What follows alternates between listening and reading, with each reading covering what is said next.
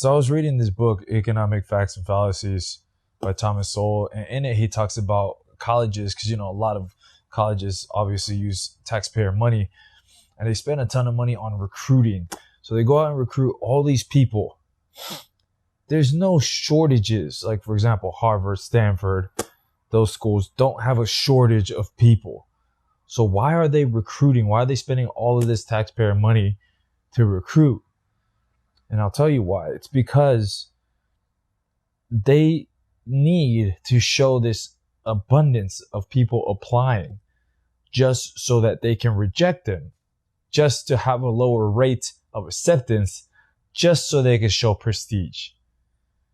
So they're accepting all these people just to reject them. That's fucked up. And they're spending our fucking money. The current president. I was going to say Barack Obama is the president. Yes. Glib egomania. How bad has he been? Where does Barack Obama rank in your mind, you who know so much history, among the worst American presidents? He has displaced Jimmy Carter from that position. The worst. The worst. Worse than James Buchanan. Yes. Worse than Richard Nixon. Yes. All right. Richard Nixon did not, after all, put us in danger of nuclear attacks, probably within the lifetime of people living today. The Iran deal will do that. Yes. All right. We're committed to stopping the Israelis from stopping the Iranians from getting a nuclear weapon. That's part of the deal. Barack Obama in August of last year, quote, "In the first 100 days of my administration, I will travel to a major Islamic forum and deliver an address to redefine our struggle. I will make clear that we The economy is booming in a way that no one had predicted. People like Paul Krugman was saying that when Trump gets in, the economy is going to tank. No, the economy hit new highs. All right. But there are so many people among the intelligentsia, especially, who are absolutely immune to facts. It's as if they took their anti-fact shots every year, and the facts will just not affect Once them. again, intellectuals and race.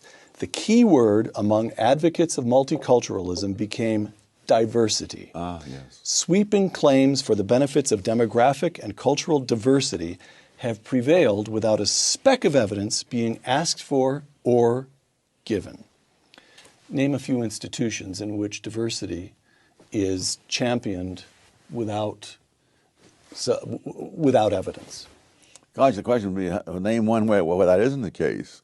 I would say the whole Ivy League, Stanford, Berkeley. Corporate America? Yes. It's really miraculous almost.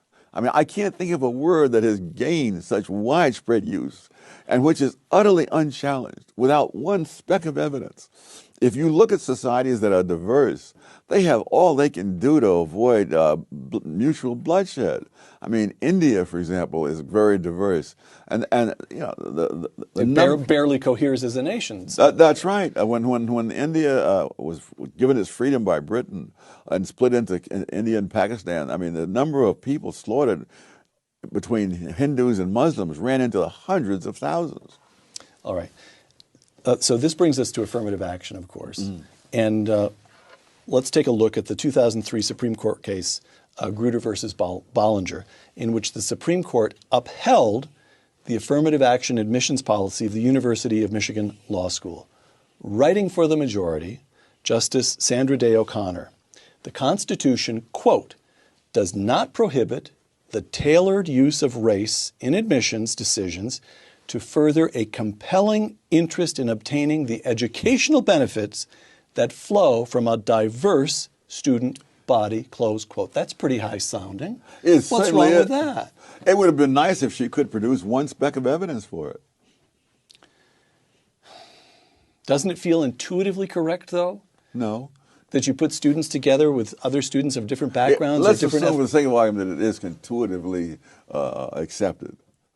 That doesn't relieve you from having to look at the evidence to find out if that's true. One of the things that when I was going around, when I was taking my kids around to pick colleges, I would go into the lunchroom at lunchtime and look around. And if I found that all black kids were at one table and all the white kids were at a different table, I knew what the atmosphere was at that school. I went to school in the 50s. I never saw that.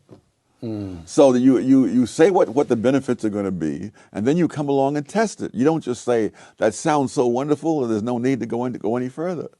And if you look at what has happened in these places, you find that the polarization is far greater after these policies are followed than there were before. That assumption. Well, it sounded good like so many others, but again, And you speak as a former Marxist. You were a Marxist. And you speak as a former Marxist. Through this reparations, how do you actually do it? Like, how do you know who is descendant of who? That's the thing I don't get. Oh, it's like so many things that are out there that simply cannot be done. And sometimes the idea sounds so wonderful that people never stop to ask, can we actually do this? And the answer is no for this. And in the book, I named some other things that simply cannot be done. Like what, besides reparations? The whole social justice agenda, that you will tax the rich and you'll use the money to give it away to do good things. And the problem with that is that you can only tax the physical wealth, the money and the valuable things. You cannot tax the source of the wealth, which is the human capital inside people's head, which cannot be confiscated. Now, countries throughout the 20th century have been trying to confiscate. The people who manned the communist movement around the world before the Soviet Union was established didn't devote themselves to this cause for the sake of creating gulags and secret police and territorial aggrandizement. They did it because they were seeking social justice. But what actually happened shows some of the costs and some of the dangers of that. One of the things that I found out that was sort of amazing about your history, you briefly mentioned it right before we started, you were a Marxist at one time in your life. Most people will find this hard to believe, but it is true. But it's not that unusual. Most of the leading conservative thinkers of our time did not start off as conservative. You had a couple like Bill Buckley and George Will. But I mean, Milton Friedman was a liberal and a Keynesian. Hayek was a socialist. Ronald Reagan was so far left, at one point the FBI was following him. You know? So there's a huge movement from the left to the right as people get older. So then what was your wake-up to what was wrong with that line of thinking? Facts. Well, you know, we could probably end the interview right there. Yeah. Facts. Question he has raised about any portion of any civil rights law or court decision has been automatically defined by his critics as being anti-civil rights or anti-black. Obviously, I wouldn't be here if I believed any of that.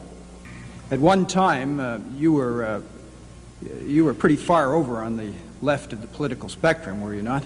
Yes, I was. I was a Marxist. You were a Marxist. What? So I have great sympathy with people who changed their views over the years. I was coming to that. You would say your views have matured as you have matured in age? Yes.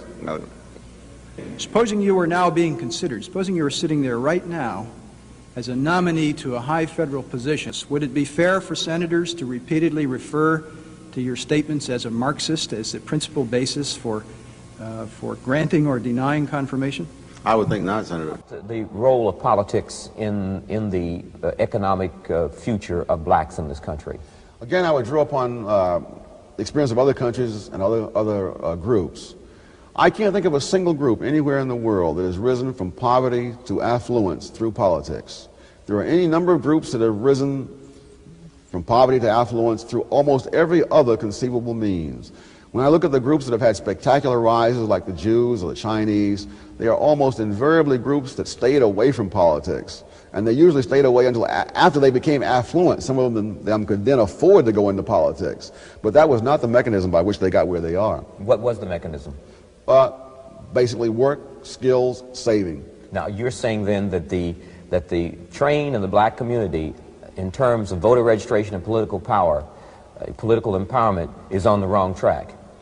I think that if what you expect out of that is economic advancement for the mass of black people. Deductions that an observer might make from the fact that America is, roughly speaking, 50% women, feminine, and yet there's only a single woman senator in Congress? What would be a legitimate, what would be an illegitimate deduction to make from that? Well, as I look at numbers Paradox. from various places around the world, I don't find anything faintly resembling an even representation of people in any institution anywhere in the world, broken down by any way. There's been a recent study of military forces around the world in which they can find no country in which the military force represents even approximately the ethnic composition of the society. Sometimes the poorer groups are overrepresented, sometimes underrepresented.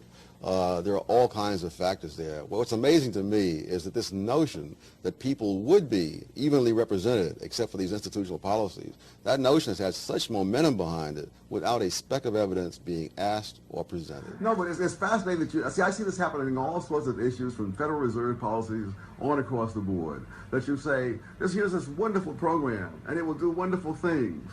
And the burden of proof is on others to show that it will not do those things. And no matter how long it's been going on, It's not long enough. it's never long enough. If it failed, there just wasn't enough commitment.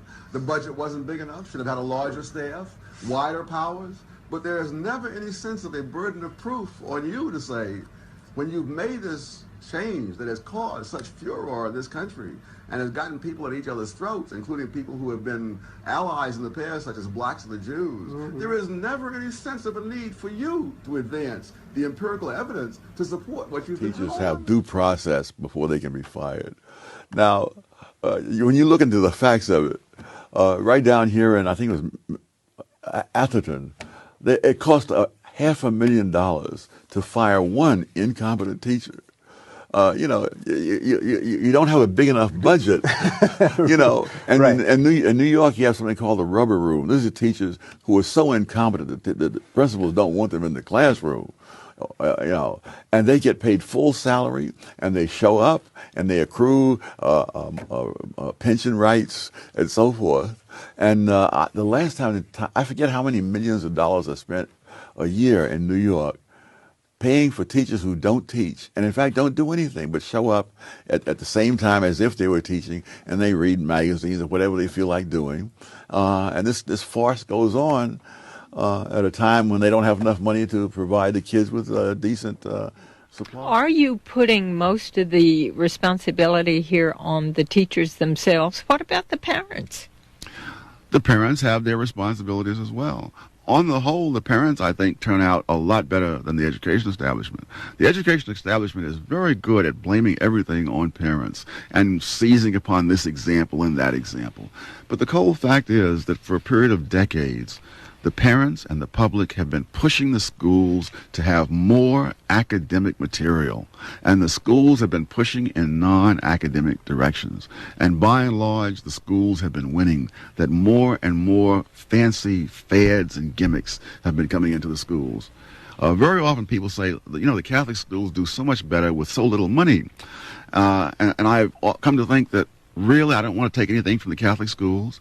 But I think the fact that they have less money may be one of the reasons why they're doing so well, because they cannot afford these expensive gimmicks. One of the things I discovered in the research for my book I'm currently working on is that leaders of groups that are lagging in countries around the world almost invariably have counterproductive policies for them.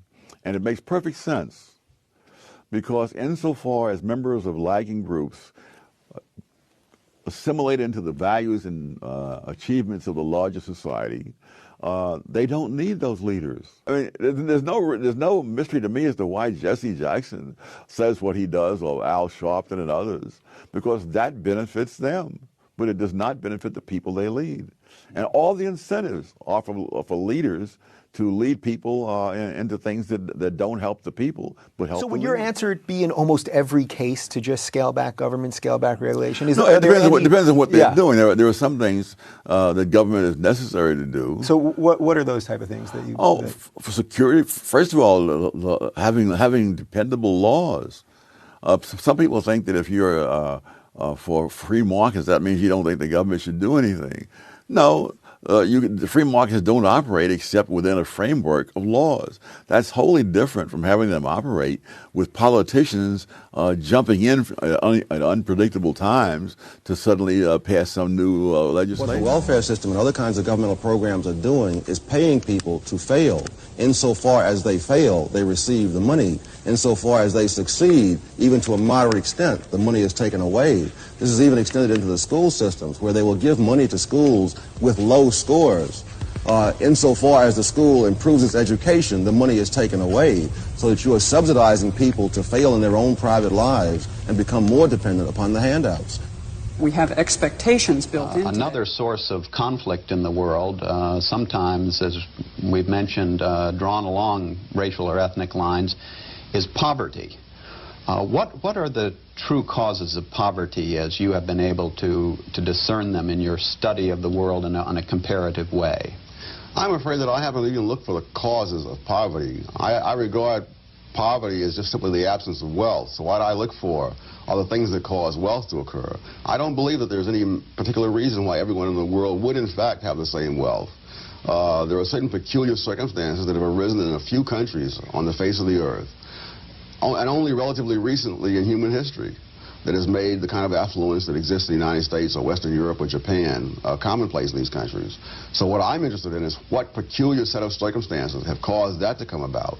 I don't have an answer to that, but I think that people ought to be asking that question and not the question of poverty. Everyone is born poor. Various regions in Africa and so forth, and this is a language of its own. It has its own validity, but your argument would be, I don't really care what its validity is. It's holding people back. It's preventing them from participating in the wider society. Is that right? Absolutely. And also, none of these things went back to Africa. Oh, is that so? No. You can, yes, they did not go back to Africa. If you look at the peace, for example, using the word axe for ask and stuff like that, all of that goes back to the South. And it goes back to the parts of Britain from which white Southerners came. So if you trace calling hog entrails chitlins, that was in a certain section of Britain, the section from which whites moved into the South, and they were known as rednecks and crackers in Britain in centuries past before they ever set foot in the South. So the whole thing is as phony as the $3 bill, and you can look at it so many other ways. Education. Stuyvesant High School in New York, as you know, you get into only by passing a very tough exam. In 2012, the percentage of black students who had gotten into Stuyvesant High School was less than 1/10 of the percentage of black students who had gotten into Stuyvesant High School 33 years earlier. I didn't know that. There's Dunbar High School in Washington, which was an elite black high school for a very long time. In 1993, the number of kids out of Dunbar High School who went on to college was less than it was 60 years earlier, which would have been in the depth of the Great Depression. And so you can run through a whole bunch of other things like that. That is, the average black student at Berkeley is above the national average on test scores. It's just that the average white student is further above the national average, and the average Asian student further above than the white students.